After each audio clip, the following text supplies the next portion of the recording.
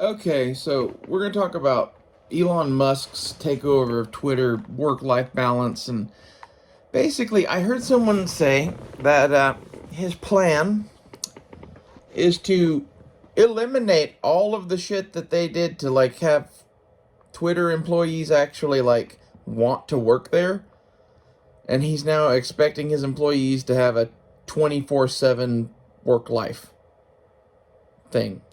Like if you're at home, you are working. Like this isn't right either. Like, yes, I get it. No one liked that the Twitter employees had a cushy job. Um, you get that no one wants to work for that. Like, if he's trying to drive employees away, okay, that makes sense given the circumstances, but that's not what he's doing. This is probably how Elon Musk runs all of his shit because he's a fucking psycho. That's my opinion. I'd have to look into the rest of that, right? But like, if you really, think anyone wants to have a job where they're just a slave to you 24/7, no amount of money compensates for that. My prediction is that Twitter goes out of business eventually. I think Elon Musk is going to run it into the ground. I think there will be an initial bump of shit or whatever, but eventually, like, this is not going to be good long term. Short term, he's going to make it a better place. Short term, he's going to make some money. Long term, he's not going to retain good employees. He's just not.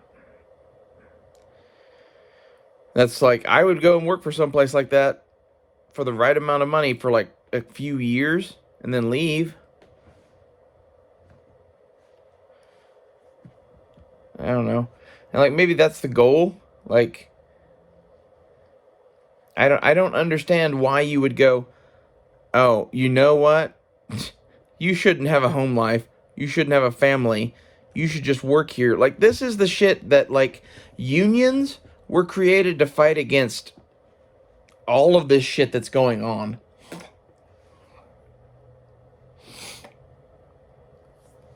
Workers have no fucking power anymore whatsoever. Like the ones that do are in quote unquote union shops that their union people are just Democrats that fucking they're never gonna do anything. Like looks like the railroads might strike.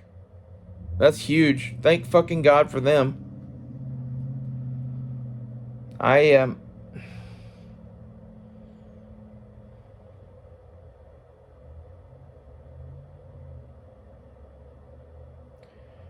I don't know, man. Like the world doesn't get it. And like what I mean by that is if I ran a company, I would never fucking have anyone work harder than I did. And I don't want to work that hard. I'm not saying that we won't work hard, but there's no reason to work any harder than you have to. And like this is some mountain man shit that like my grandfather taught me. Like it's not that you don't work hard, it's that you work very, very smart. And you don't do anything that you don't really have to do if it's something that's going to be dangerous or whatever, right? Or that wears you out or exerts or whatever. Like, this is how the mountain man stayed alive. You do less.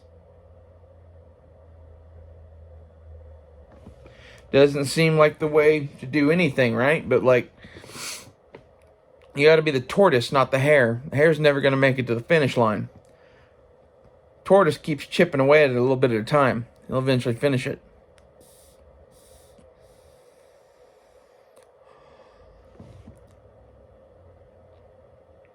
I think it's fucking ridiculous to expect anyone to basically not have a fucking life for you. What does that do to their family? What does that do to their kids? And like this is the thing is Elon Musk, I think has a family, but it's like some jacked up fucking thing and he keeps bouncing from bad fucking relationship to bad relationship. Why? because he's like me. He can't stop working. Can't stop whatever. Like, he has to be doing something. And, like, my thing is, when I say I'm working or whatever, a lot of people don't get that. Like, for me, working looks like either pacing back and forth, thinking, smoking, or working with my hands. And I do that in fits and spurts. And, like, sometimes that's 15 minutes of the hands thing. Sometimes it's 3 days straight. This is the psycho thing. Like, it just is what it is. Elon Musk does that shit too. And it shapes his entire worldview. And, like, I'm sure that this is partially trying to just drive people out of Twitter. I've got to hope that's what it is. Because, like, his other companies are successful. And you can't have a successful company really long-term running it like that. The only answer to me is that he's really just trying to drive those fuckers out. That's good riddance in a way. Sad part is, like, I would love to work for a social media company, but I don't know exactly what I would do for them. But I've used a hell of a lot of social media, and I'm real creative. Like, I would like to see one built by me. Wonder how we do that. Maybe I should talk to Infernus. Wonder if Infernus would help me build a social media.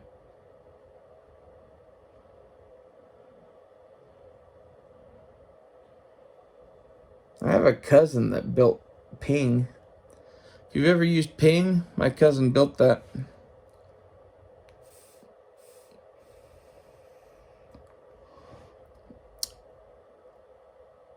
He actually might be able to help me. If I built a social media, the way I would build it would be, it's like you're in someone else's camera roll. It's all videos and pictures, and with each one, there is a thing where you write something, and it has a size limit, but it's not big. Like, basically, I would make Instagram from a few years ago, but I would have YouTube built into it, so that, like, it's picture, video, picture, video, and, like, the videos can be 30 seconds, or they can be 19 hours long. And, like, that takes some infrastructure and shit, right? But, like, you could work your way up to that. And this is where, like, really, Google, if they really wanted to fucking take over the world, all I would have to do is just not be evil, not censor it, and do what I just said. Get the fuck out the way. But they're all wanting to control shit. That's what they see when they see social media. I don't want control. I wish to unleash you. You know? This is the difference between someone who's a fucking wizard and someone who's a... I don't know what to call these fucks. Evil kings. They're evil kings. We should make a fucking free platform. Especially if you had real money behind it and maybe, like, one of the fucking cartel in with you. Like Google or something. Making a run at fucking Facebook. Be interesting.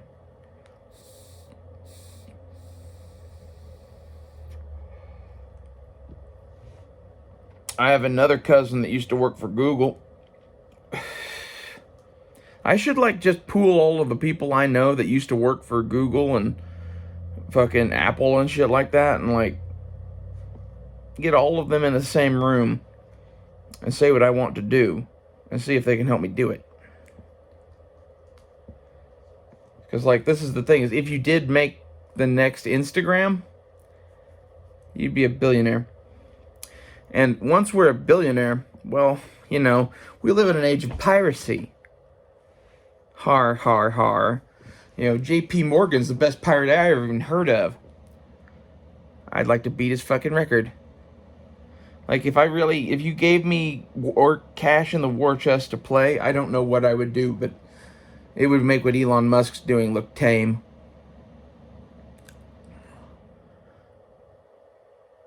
I think I'd buy the New York Times.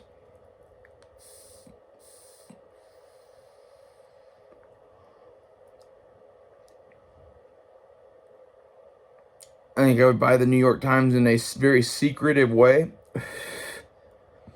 And I would slowly change out the upper echelon staff of that place and let them weed out hire and fire until we had a bunch of fucking pipe hitters from a fucking, like, literary standpoint.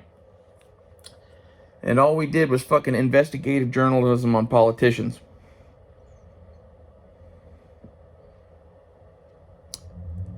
Find the real shit. Show the real shit in the fucking New York Times. Page 1. I think I'd start there.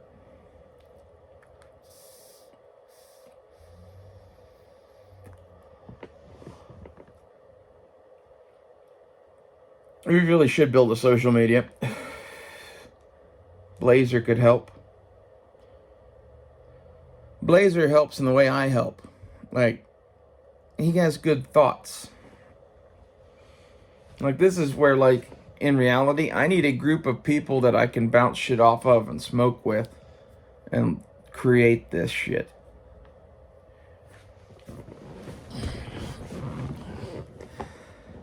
Like, it's taken me many years to become the person that I would need to be to do this, but I think I might actually be able to do what I'm saying. I'd have to, like, unite some clans, because, like, half of these people I'm talking about are liberal as fuck, and the other half are, like, pirates. There's no pirate that's liberal as fuck. I'm about as liberal as pirates get.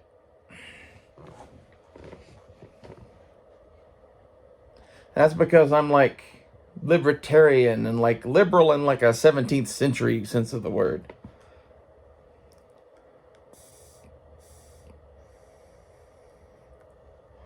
Also, I'm the only person doing the trans thing that has my spin on it, I think. Which is basically, well, not the only one. There's a few other people. My spin on it is that this has been a thing since the fucking Greeks' main dominant empire in the world in the Bronze Age. So, it's not that I'm liberal, it's that you aren't conservative as me. Aren't as conservative as me. I'm so much more conservative than you could ever fucking imagine. There's a famous statue from Egypt that is, I think it's Ra, Bat, and Hathor. Bat is a female, like, cow goddess. Hathor is supposed to also be a female cow goddess, but if you look at the statue real close, Bat and Hathor are distinctly carved differently. And Hathor is carved as a trans woman. I think that's an interesting, like, that's ancient Egypt. My conspiracy is basically that Hathor is trans.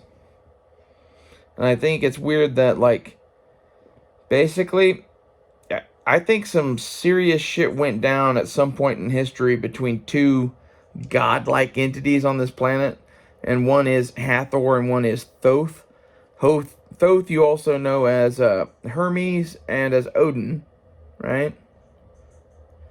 And, like, I don't know if these were, like, just powerful people at one point that were pretending to be gods, or if these were aliens, or if what were these were, but this is, like, some of that ancient alien crap. That's what they're talking about. And, like, I swear to God, the Roswell Greys and shit are, like, what's left over of the Greek gods. Like, they went up into space and turned into weird fucking Jello people. I don't know what that has to do with any of this, but I find it fascinating.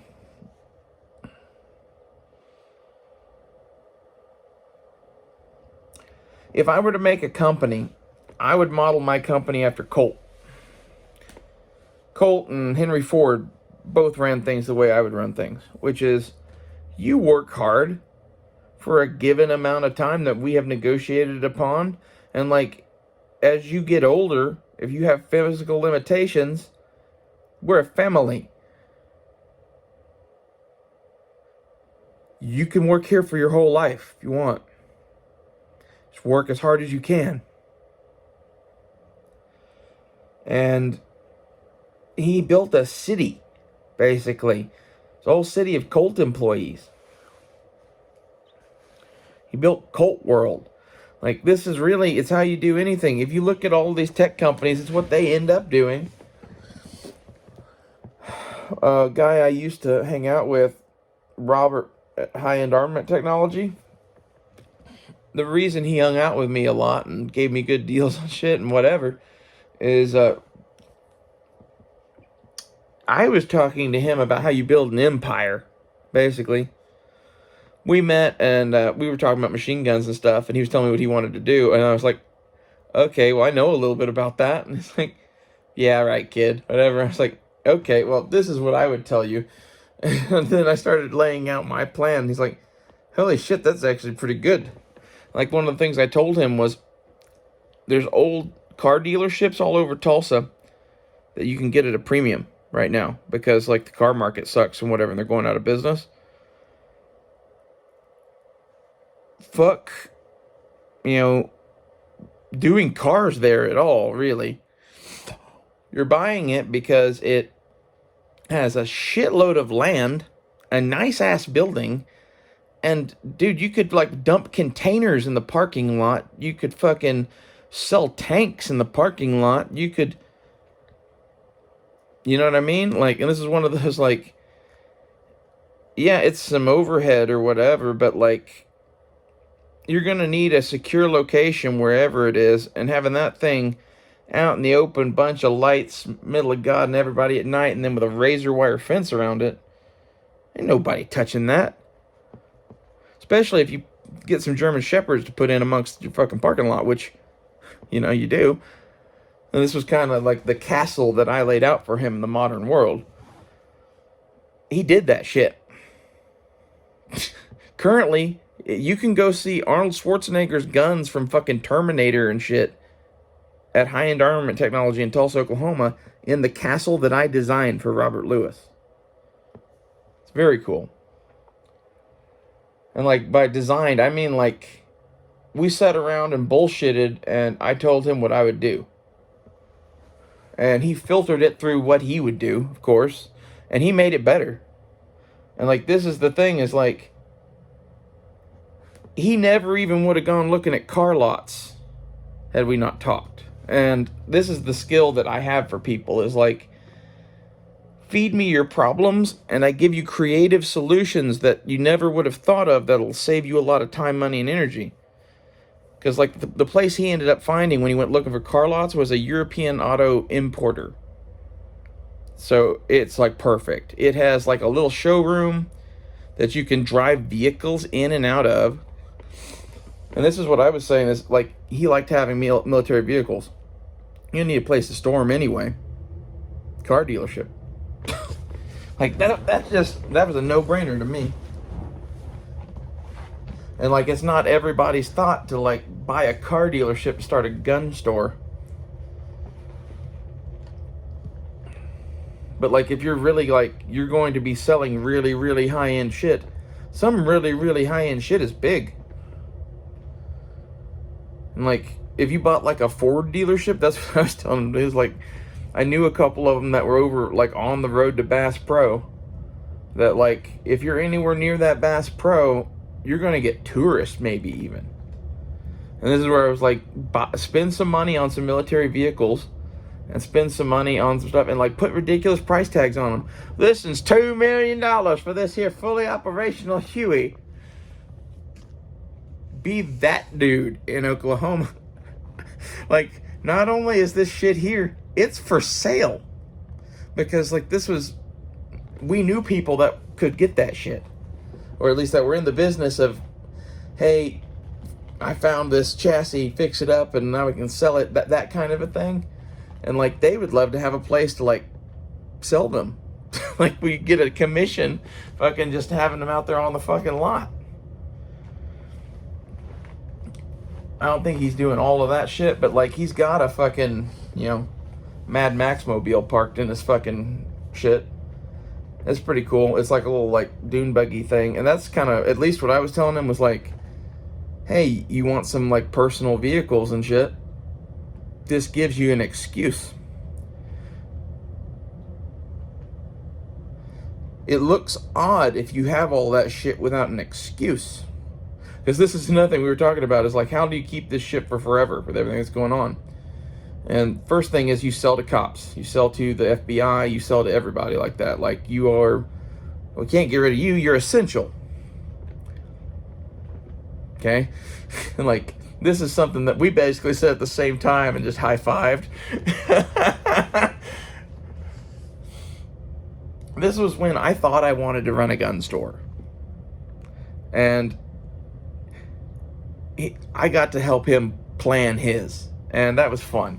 It's one of my favorite memories. I got to basically apprentice. I learned a lot of shit about life from that guy.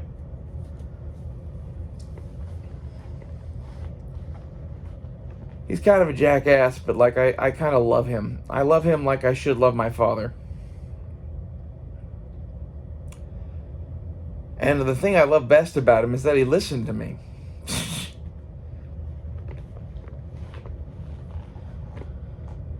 You know, it's one of those, like, I legitimately had some pretty good business ideas that, you know, probably should have sold him. But at the same time, I got some shit out of it. When I left there, I had the best fucking kit in the world. And then basically decided that I didn't need $12,000 worth of night vision goggles and a few other things, and sold a lot of that to fund knife making.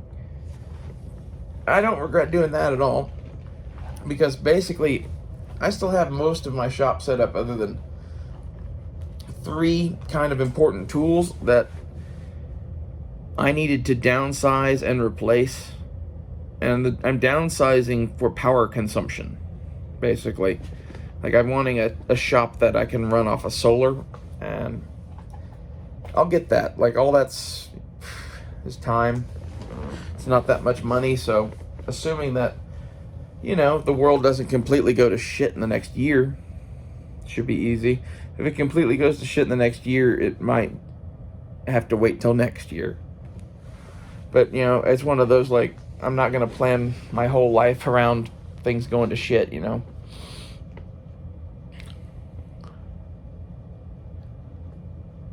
This is where, like, I would love to start a business, but I wouldn't want to run it. Like, it's one of those, someone else should be the public face of it, and I should be your fucking fixer. Feed me your problems, and either I will handle them, or I will come up with a creative solution for you to do. And, like, this is a very valuable skill. This is a consigliere. That's what I'm describing. It's someone who's not really related to you in any way whatsoever, but yet does your will and somehow ends up on the better side of things, if that makes any sense. A lot of businesses with what we're going through are going to need a, like, dark horse. Be a valuable thing. I wonder, like, I don't know how you get that job. I'm a criminal for hire to Fortune 500 companies. Would be bitching though. Corporate spy, something like that. I'm going to go spy on this Google. Tell me your secrets, Google. Tell me your secrets, or you will get a cap in your ass. It disturbs me to see this, like, the new wave, hey, let's have an easier workload or a better work-life balance shit from California. Basically, I think it's just gonna die under this shit, because, like, I don't know. I don't know why you would run a thing other than, like, the way the Colt did. Like, if you really want to have a successful company, he treated his employees well. He expected them to work as hard as they could. You know? And, like, when they were younger and could work, they worked. Like, this is kind of my thoughts, is if you did things like that, it's just better for everybody. It costs more money to do things that way. It's not as efficient. It's just a better way to be. I think in reality, we've gone from having a bunch of like ideological hippies that were controlled by the government running Twitter to having the next Hitler run Twitter.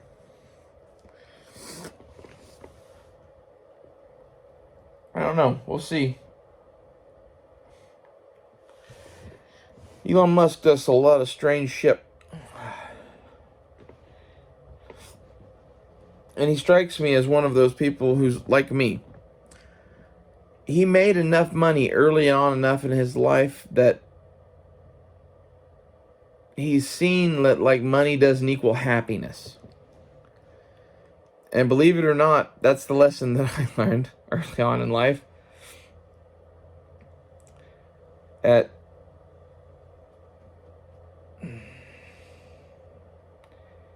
was a point in my life where I was like 24 to 27 that I had more money than God.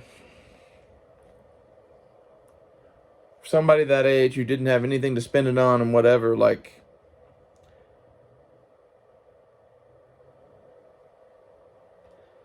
you know, I had $250,000 in a bank account, a house to live in, car to drive, yada, yada, yada. And one thing or another,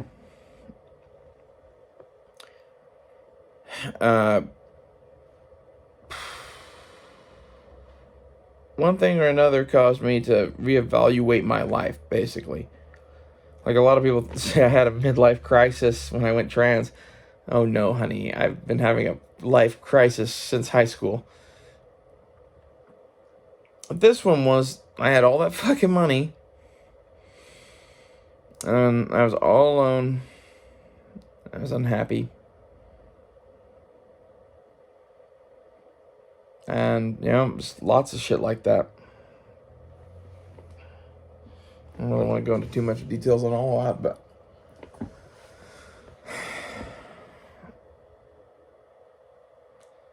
the $250,000,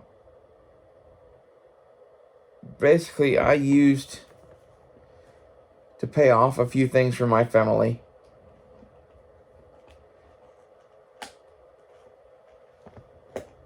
And I bought a hell of a lot of guns with it. Did a lot of random shit with it. Like, lived off of it for a hell of a long time. Played cards with it for a long time. And, believe it or not, did quite well. Yeah. That's not that much money. But it's more money than I ever fucking needed.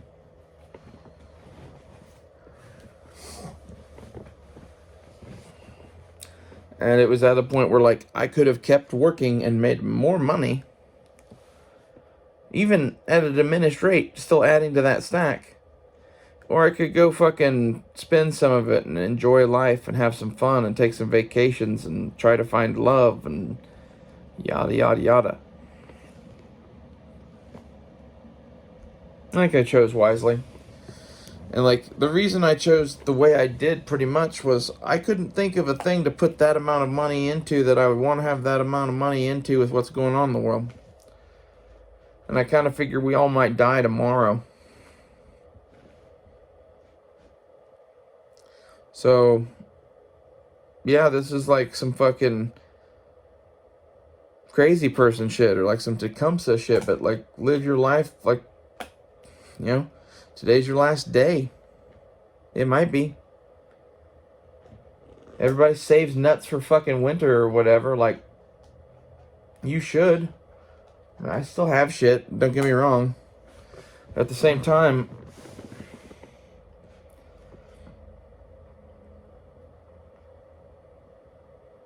You can't take it with you. Spend it on something. Part that kills me is during this time, I've dated a few women, and the only ones I ever let hang around for more than a day or two were the ones that didn't ever bring up money.